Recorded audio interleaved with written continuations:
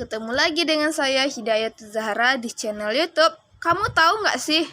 Nah, video pada kali ini saya akan menjelaskan tentang tips agar uang kamu tidak cepat habis. Pasti di kehidupan sehari-hari kamu boros dan tidak bisa hemat kan? Nah, berikut ini adalah tips agar uang kamu tidak cepat habis. Tonton video ini sampai habis ya.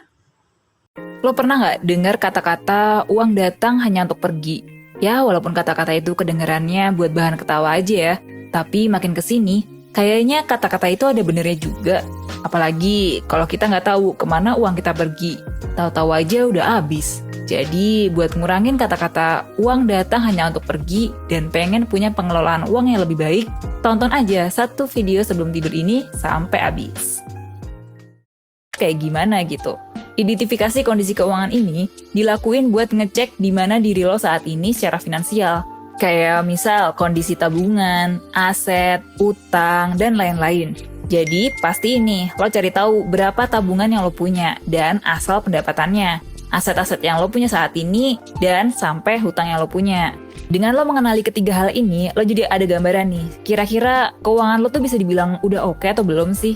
Nah, setelah lo identifikasi, lo bisa lanjut nih dengan buat skala prioritas buat keuangan lo.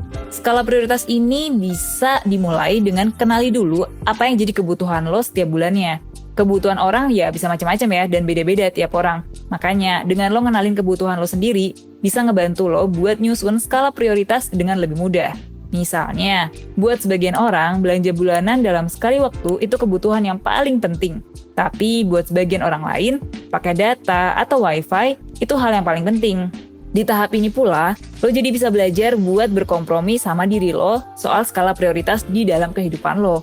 Nah, langkah berikutnya adalah track pengeluaran lo dan lakuin review secara berkala. Ya, jelas kan ya? Kalau udah buat perencanaan, langkah paling penting ya nge-track dan review. Langkah ini bakal membuat lo semakin paham dengan kebiasaan pengeluaran yang lo lakuin. Dan kira-kira hal apa yang bisa lo kembangkan dari kebiasaan pengeluaran lo ini biar jadi lebih baik. Misalnya, setelah lo track dan review, lo sadar kalau ternyata lo tuh sering banget ya beli makanan di luar. Mungkin udah saatnya lo emang alokasikan ya pengeluaran lo buat beli makanan di luar ini.